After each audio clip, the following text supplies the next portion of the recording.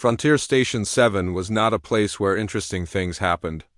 It sat on the edge of Varan space like a forgotten toy, doing its small job of watching borders and processing cargo ships. The crew of 43 humans lived quiet lives there. They ate breakfast at the same time. They played cards at night. They complained about the food. Yuna was the one who made that food. She ran the station's small kitchen alone, cooking 3 meals a day for people who never said thank you. She did not mind.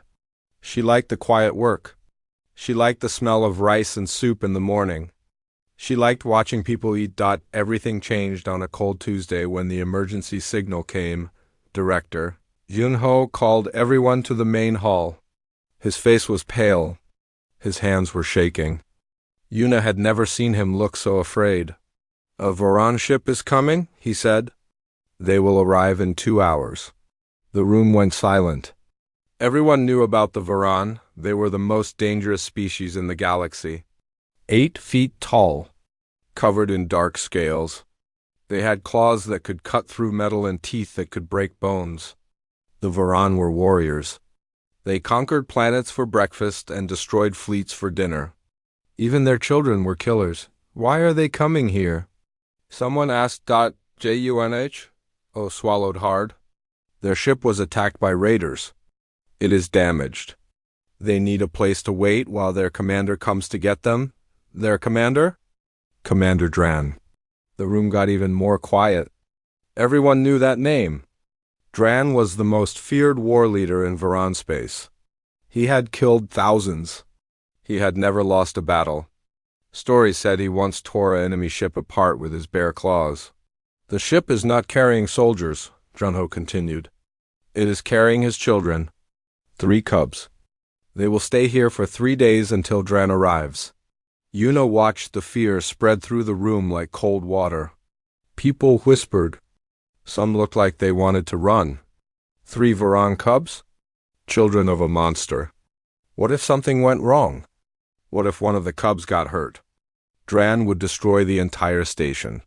"No one is to go near them," Junho ordered. "We will leave food outside their quarters. We will not speak to them. We will not look at them. We will pray they leave without killing us." The Varan ship arrived 2 hours later. Yuna watched from the kitchen window as the small vessel docked. The airlock opened and 3 figures walked out. They were big. Even as children, they were taller than most adult humans. Their scales were dark gray, almost black. Their eyes were gold, bright like fire. The oldest one walked in front, his head held high, his claws clicking on the metal floor. The middle one stayed close behind, watching everything with quick, careful eyes. The smallest one walked at the back, moving slowly, his steps weak and tired. Station guards led them to the guest quarters on level 3. The door closed behind them. And that was that. For 2 days, Yuna did her job. She cooked. She cleaned. She watched the security feeds when no one was looking. The cubs never came out. Food trays were left at their door 3 times a day. Standard station rations. Protein bars. Vitamin packets. Dry bread. Each time, the trays sat there for hours. Each time, someone would take them away, still full. The cubs were not eating. Yuna watched the screen. She saw them sitting together in the corner of the room, pressed close like scared animals.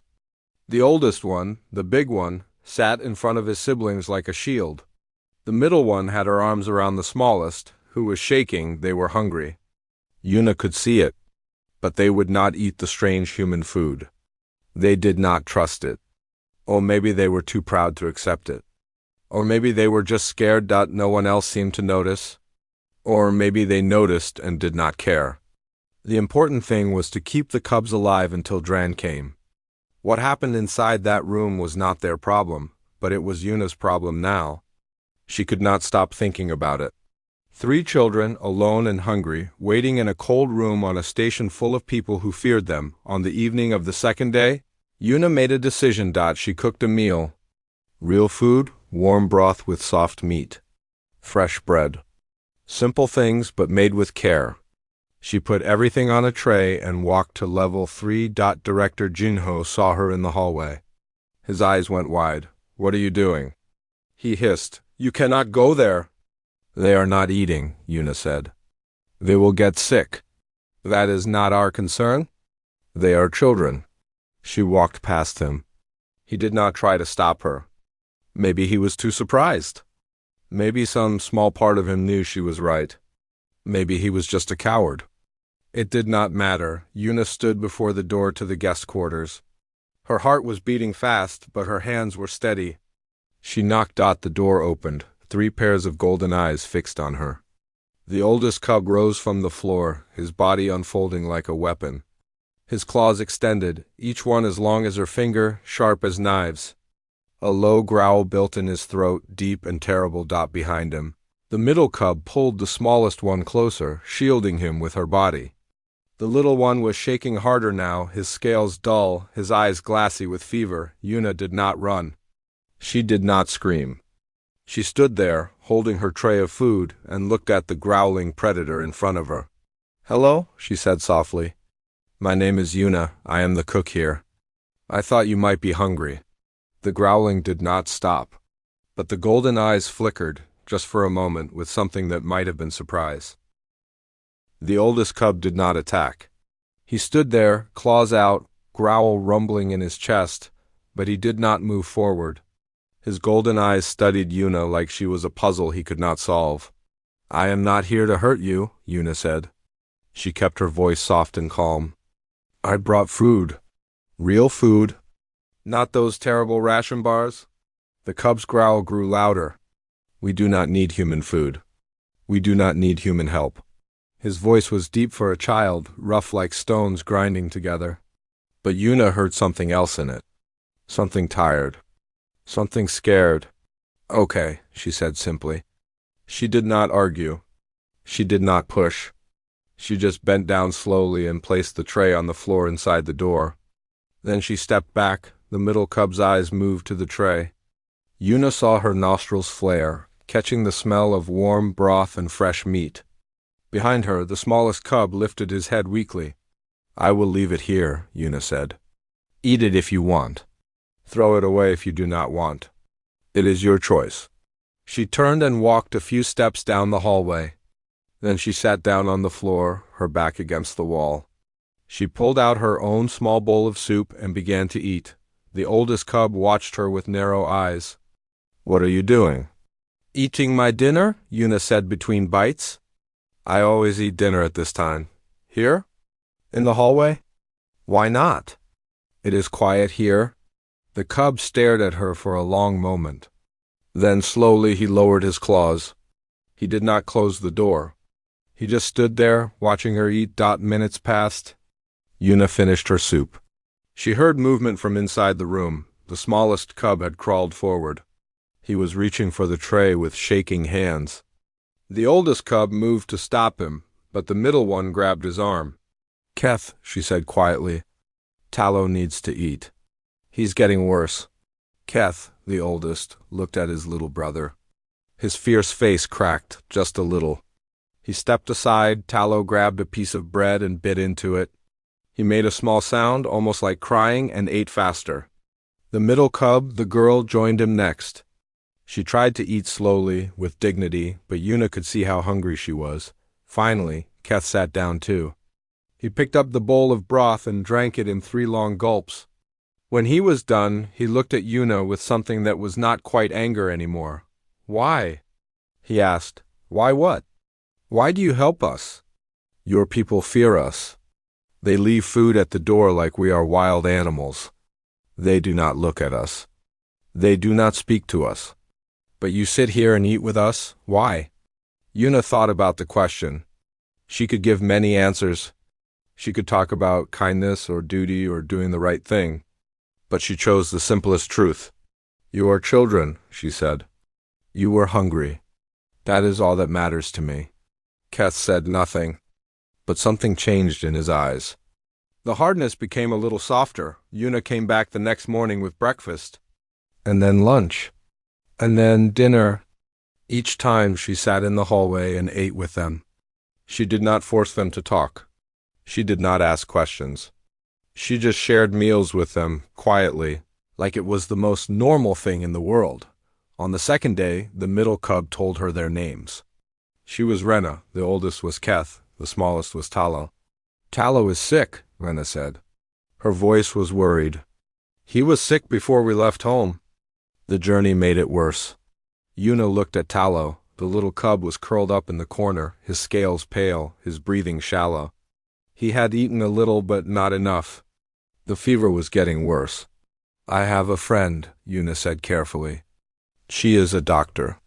A healer. She can help him. Keth's head snapped up. No, other humans. She is kind. She will not hurt him. I said no. But Talo made a small, weak sound. He lifted his head and looked at Yuna with glassy eyes. I do not feel good, he whispered. Everything hurts. Rena looked at her older brother. Keth, please. The battle inside Keth was clear on his face. His pride fought against his fear. His duty to protect his siblings fought against his hatred of asking for help. Finally, he closed his eyes. Fine, he said through his teeth. Bring the healer. But if she hurts him, I will kill her. And then I will kill you. Yuna nodded. She did not take the threat personally. She understood. He was scared. He was trying to protect his family the only way he knew how. Hannah came within the hour. She was small and gentle, with kind eyes and soft hands. Keth stood over her the entire time she examined Talo, his claws ready, his body tense. But Hannah worked calmly, like she did not notice the 8-foot predator breathing down her neck. It is an infection, she said finally. I can treat it with medicine. He will need rest and good food. But he will be okay. She gave Talo an injection. The little cub whimpered, and Keth almost grabbed Hannah's arm. But then Talo relaxed, his breathing easier, his face less tight with pain. Better, Talo whispered. It feels better? Hannah smiled at him. Then she looked at Yuna. He needs to be watched tonight. The fever might spike before it breaks. I will stay, Yuna said. That night, Yuna sat beside Talo's sleeping mat. She fed him warm soup when he woke. She wiped his forehead with cool claws. She told him quiet stories about Earth, about oceans and mountains and fields of green grass. Keth and Rena did not sleep. They sat nearby, watching everything. Watching this strange human woman care for their brother like he was her own. Near midnight, Rena moved closer to Yuna. Why do you do this? She asked again. The same question as before, but different now, deeper. Yuna looked at the sleeping cub, at his small face finally peaceful. She thought about her own childhood, about being alone and scared, about the people who had shown her kindness when she needed it most. Because someone did it for me once, she said. A long time ago, and I promised myself I would do the same for others. Rena was quiet for a long moment. Then, slowly, carefully, she leaned her head against Yuna's shoulder. Her scales were warm and rough, like sun-heated stone. Yuna did not move. She just sat there with a Varan cub resting against her, and watched over them all through the long night. By morning, Talo's fever had broken. He sat up, hungry and demanding food, his golden eyes bright again. Keth almost smiled, and when Yuna brought breakfast, all 3 cubs said, Thank you. It was the first time anyone on the station had ever thanked her for a meal. The cubs started following Yuna everywhere. It began on the 3rd morning. Yuna was walking to the kitchen to prepare breakfast when she heard heavy footsteps behind her. She turned and found all 3 cubs trailing after her like baby ducks following their mother. What are you doing? She asked. Keth crossed his arms. We are bored. That room is small and ugly. We want to see the station. And we want to help you cook, Rena added. You should not work alone. Talo just smiled up at her, his golden eyes bright and healthy now. I want to taste things, he said. Yuna looked at them for a long moment.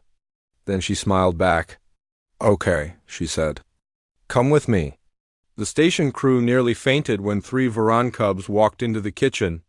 People dropped their coffee cups. People ran into walls.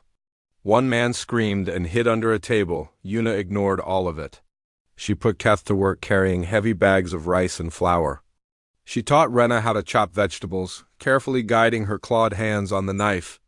She sat Tallow on the counter and let him taste everything she made. "Too much salt," Tallow said, wrinkling his nose at the soup. "More pepper," he announced about the sauce. "This is perfect," he declared about the sweet rice cakes. Eating 3 of them before Yuna could stop him, the kitchen filled with sounds it had never heard before. Rena laughing at her own mistakes. Keth grumbling as he worked but secretly enjoying it. Tallow humming strange Varan songs between bites of food. Yuna taught them human recipes. They taught her Varan words. She learned that Catherine meant family by choice, something even stronger than blood. She learned that Varan cubs were usually raised by the whole pack, not just their parents. She learned that these 3 had been alone for a long time, even before their ship was attacked. Their mother had died in a war. Their father was always fighting somewhere far away. "He is a great warrior," Keth said proudly.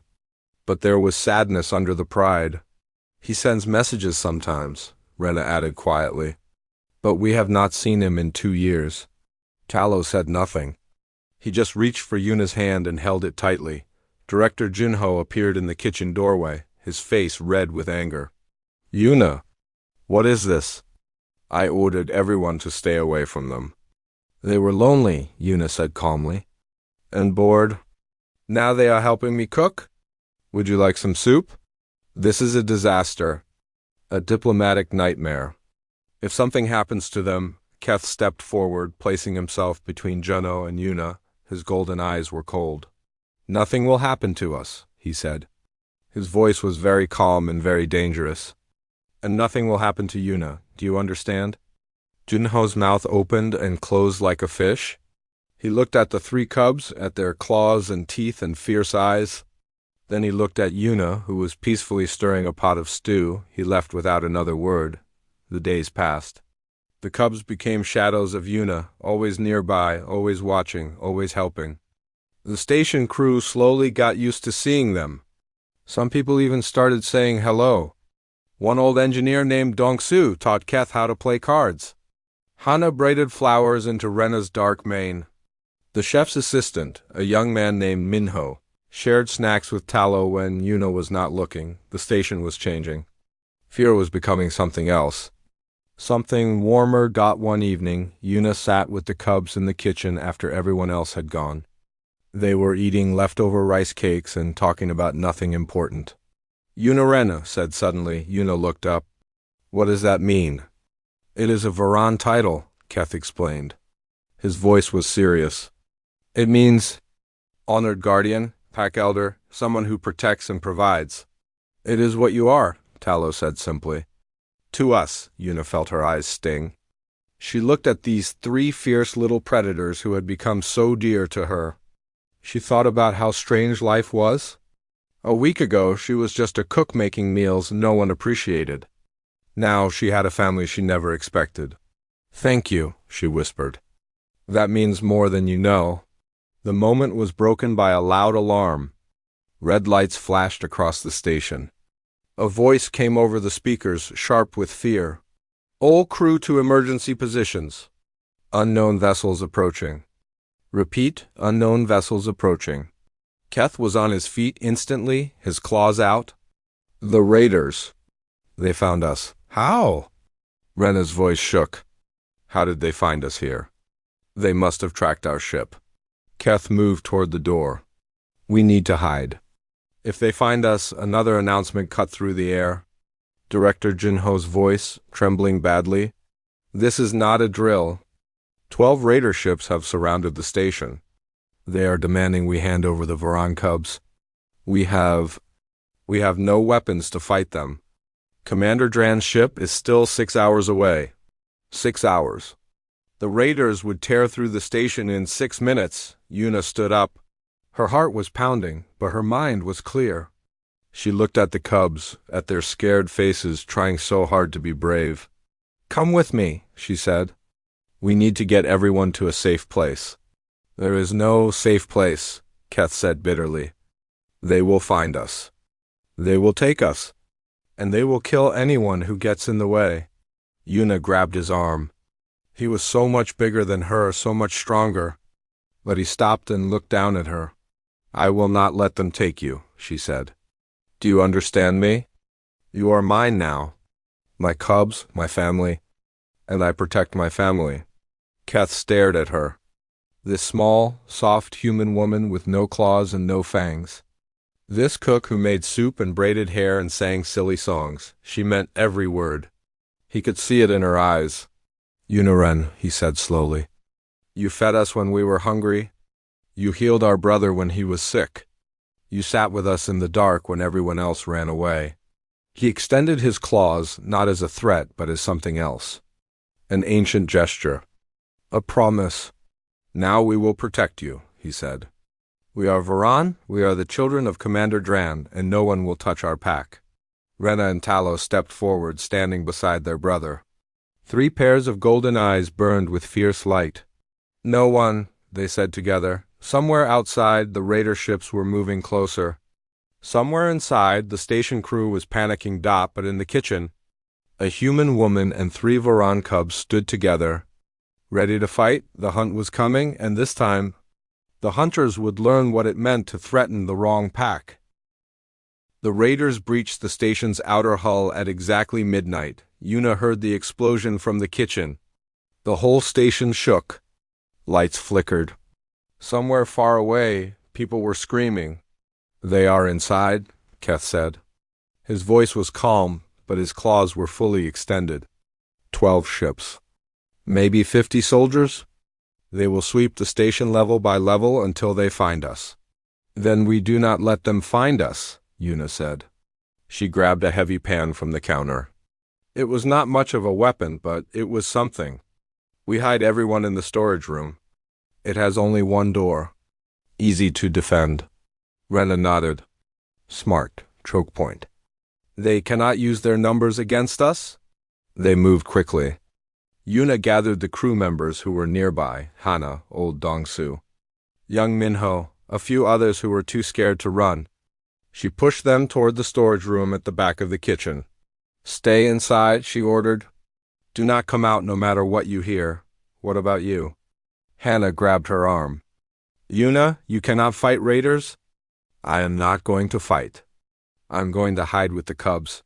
Yuna squeezed her friend's hand. "We will be fine. Trust me." She did not believe her own words. But Hana did not need to know that the storage room door closed. Yuna turned to face the kitchen entrance. Keth stood in front of her like a wall of scales and muscle. Rena crouched to the left, her body low and ready. Talo stayed behind them, still weak from his sickness but refusing to hide. "You should go inside with the others," Keth said without looking back. "No, Yuna Ren. You are human. You are soft. You will die. Maybe." Yuna lifted her pan. "But I am not leaving you." Keth made a sound that might have been a laugh. "You are the strangest creature I have ever met. Thank you." Footsteps in the hallway. Heavy boots? Many of them. Voices shouting orders. "In here. Check every room." The kitchen door burst open. 5 raiders poured through, weapons raised. They wore black armor and helmets that hid their faces. They moved like soldiers, fast and trained. The first one saw Keth and started to raise his gun. He never finished. Keth moved like lightning. His claws caught the raider across the chest, cutting through armor like paper. The man fell before he could scream. Keth was already moving to the next one, his body twisting, his arms reaching. 2 more raiders went down in seconds. Rena came from the shadows like a ghost. She was smaller than her brother, but just as deadly. She hit a raider from behind, her teeth finding his neck, her claws tearing his weapon away. He collapsed, and she was gone again, disappearing into the dark corners of the kitchen. The last raider tried to run. He made it 3 steps before something small and fast hit his legs. Talo, the little cub, hung on with all his strength, biting through the armor on the man's ankle. The raider screamed and fell. Keth finished him with 1 clean strike, 5 bodies on the kitchen floor. It had taken less than 10 seconds, Yuna stared. She had known the Varan were dangerous. Everyone knew that. But seeing it was different. Seeing these children she had fed and cared for become killing machines was different. They were monsters. Beautiful, terrifying monsters, and they were hers. "More coming," Rena said. Her voice was tight. "I can hear them." Many more, they came. Wave after wave. The kitchen became a battlefield. Keth fought at the center, drawing attention, taking hits that would have killed a human but only made him angrier. Rena hunted from the shadows, picking off raiders who strayed from the group. Tallow guarded the storage room door, small but fierce, refusing to let anyone past. Una fought too. Not like the cubs, not with claws and teeth. But when a raider got too close, she swung her pan with all her strength. When Rena was cornered, Una threw boiling water from a pot. When a raider aimed at Keth's back, Una screamed a warning that saved his life. She was not a warrior. But she was part of this pack and she would not stand aside. A raider broke through. He was bigger than the others, faster. He knocked Rena aside and charged toward the storage room. Toward the people Una had promised to protect. Tallow leaped at him. The little cub was brave, so brave, but he was still weak from his sickness. The raider caught him by the throat and threw him against the wall. Tallow fell. He did not get up. Something inside Una broke. She did not think. She did not plan. She just moved. She crossed the space between them faster than she knew she could move. She grabbed a fire extinguisher from the wall and swung it with every bit of strength. In her body, the metal connected with the raider's helmet. The sound was like a bell ringing. The man staggered. Una swung again, and again, and again, until he stopped moving, until he was down, until Tallow was safe. She dropped the extinguisher and fell to her knees beside the little cub. Blood was coming from his shoulder where a blast had grazed him. His eyes were closed. "Tallow, Tallow, wake up. Please wake up." His eyes fluttered open. "Una Wren? I am here." Tears were running down her face. "I am here. You are going to be okay." Did I? Did I do good?" "You did so good. You were so brave. The bravest cub I have ever seen." Tallow smiled weakly. Then his eyes closed again. Keth appeared beside them. His scales were covered in blood, some of it his own. His breath was ragged, but his eyes were fixed on Tallow. He is alive? But he needs help. He needs Hannah." The gunfire had stopped. Bodies covered the kitchen floor. Raiders, all of them. Rena limped toward them, clutching her side, but alive. Behind them, the door to the storage room cracked open. Hannah's face appeared. "Is it over?" she whispered. Before anyone could answer, the station shook again. But this time it was different. This time it was not an attack. It was an arrival. A voice boomed through the station speakers, deep, powerful, ancient. "This is Commander Dran of the Varan Dominion. Stand down or be destroyed." Keth's head snapped up. "Father!" Through the kitchen's broken window, Una could see it. A massive warship, bigger than anything she had ever seen, tearing through the raider fleet like they were made of paper. Explosions lit up the darkness of space. Raider ships broke apart, burning, dying. In minutes, it was over. The raiders were gone. The station was saved. Heavy footsteps in the hallway. Different from before, slower, more powerful. Soldiers poured into the kitchen, Varan soldiers in full battle armor. They stopped when they saw the scene. The bodies, the blood, the 3 cubs wounded and exhausted, and the human woman holding the smallest cub in her arms. The soldiers parted. Commander Dran stepped through. He was enormous. 9 feet tall at least, maybe more. His scales were black as night, marked with scars from 100 battles. His eyes were gold like his children's, but older, harder, filled with fire and death. He looked at his cubs, at their wounds, at the bodies around them. Then he looked at Una. She held Tallow tighter. Her legs would not move. Her voice would not come. She was just a cook, just a human. And this was the most dangerous being in the galaxy. Dran walked toward her. Each step made the floor shake. He stopped in front of her, close enough to touch, and looked down. Yuna looked up. And waited to die.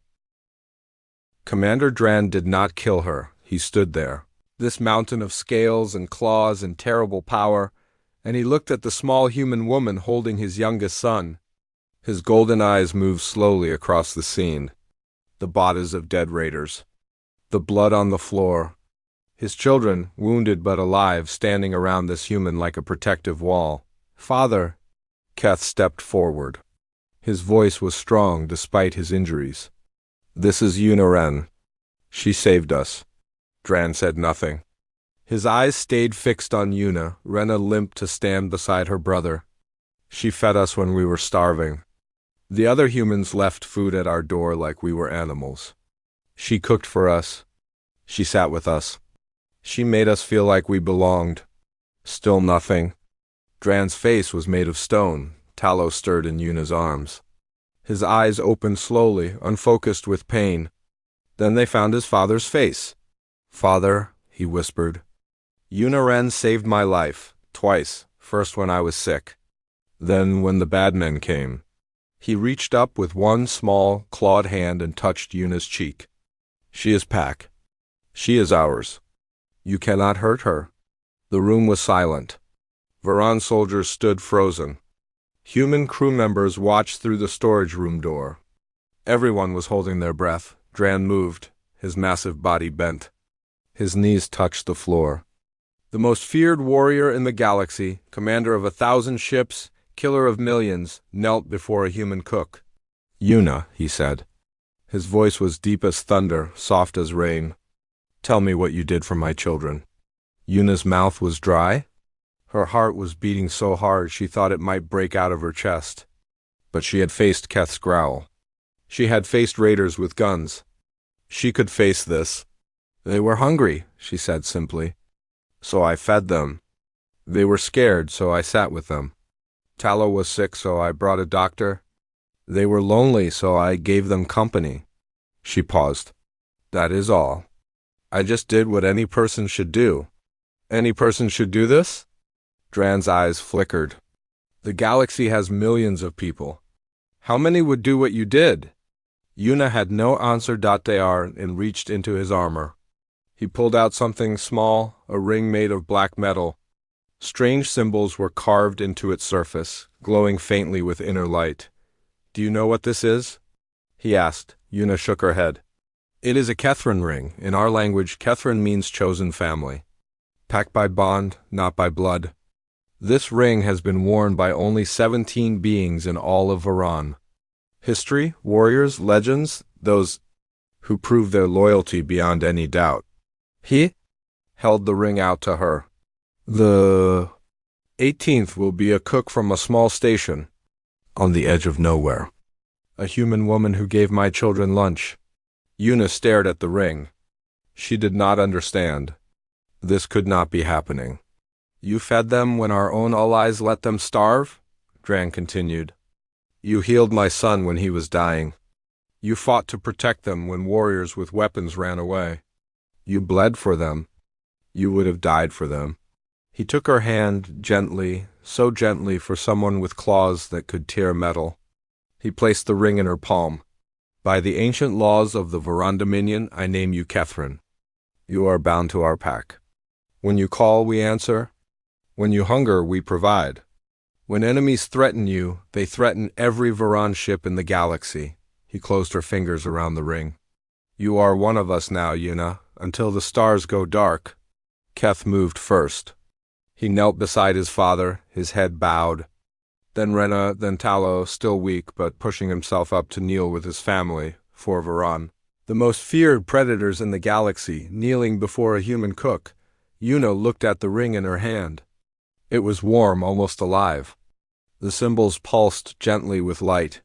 "I do not know what to say," she whispered. And rose to his feet. For the first time, something like a smile crossed his face. It was strange on those fierce features, but somehow it fit. "Say you will visit sometimes," he said. "My children will not forgive me if they do not see you again." "Visit?" "Visit where?" "Our homeworld." "You are Kethran." You have the right to walk on Varan soil, the right to eat at our tables, the right to call our ships. The smile grew. The right to teach my cubs more of your recipes. Tallow talks about your rice cakes every day. Tallow grinned up at Yuna. They were really good rice cakes. The tension broke. Yuna laughed, and then she was crying, and then the cubs were around her, all three of them, holding her with their strong, clawed arms. Dran watched with eyes that were not hard anymore, not cold. Just proud. The news spread across the galaxy in hours. The Varan Dominion, the most powerful and feared civilization known, had granted a human woman their highest honor. A cook, a nobody. Someone who had done nothing more than show kindness to 3 scared children. Diplomats scrambled. Politicians argued. Scholars wrote papers. Everyone wanted to understand what this meant, but the answer was simple. So simple that most people missed it. Kindness mattered. Even in a galaxy full of weapons and wars and terrible power, kindness mattered. A warm meal and a gentle word could build bridges that treaties never could. Weeks later, life on Frontier Station 7 had returned to normal, almost. Yuna still ran the kitchen. She still made breakfast and lunch and dinner. She still listened to complaints about the coffee, but now, sometimes a Varan warship would appear at the edge of the system. A shuttle would dock. 3 cubs would come running down the corridor shouting her name, eager for hugs and stories and rice cakes. Sometimes Dran came too. He would sit in the corner of the kitchen, this enormous, terrifying warrior, and drink tea while his children helped Yuna cook. He never said much, but he was always watching, always protecting, always grateful. Director Junho never recovered. He spent most of his time hiding in his office, afraid to say anything that might offend the Varan. Yuna brought him soup sometimes. He always said thank you now. Hannah became official doctor to the Varan cubs whenever they visited. She learned their medicine. She studied their biology. She became the first human expert on Varan health. She was happy. Old Dongsu taught Keth every card game he knew. The old engineer and the young predator became unlikely friends. Dongsu said Keth reminded him of his grandson. Keth said Dongsu cheated at cards. Both were probably right, and Minho, the young assistant, started dating Rena. Nobody understood how it happened. Nobody asked too many questions. They just seemed happy together, the shy human boy and the fierce Varan girl. Yuna wore the black ring on her finger every day. It never felt heavy. It felt like coming home. One evening, as the station settled into its quiet night cycle, Yuna sat in the kitchen alone. The cubs had gone back to their ship. The crew had gone to bed. The only sound was the soft hum of the station around her. She looked at the ring. The symbols glowed softly in the dim light. Director Junho appeared in the doorway. He still looked nervous, but something else too, curious. I still do not understand, he said quietly. You just gave them lunch. How did that lead to all this? Yuna smiled. She thought about the question for a moment. Because sometimes, she said, the smallest kindness is the biggest thing in the world. You cannot know who needs it. You cannot know what it will grow into. You just have to give it freely and trust that it matters. Junho shook his head. That is too simple. Maybe we make everything too complicated. She stood up, stretched, and began cleaning the kitchen for the night. Junho watched for a moment longer, then left. Outside the window, stars burned cold and distant. Ships moved through the darkness. Empires rose and fell, but in one small kitchen on one small station. A cook hummed quietly as she worked. On her finger, the ring glowed. In her heart. 3 fierce cubs lived forever, and somewhere among the stars, the Varan remembered the lesson a human woman had taught them. Kindness is the strongest. Weapon. Love is the fiercest. Loyalty. And sometimes a simple lunch can change the universe.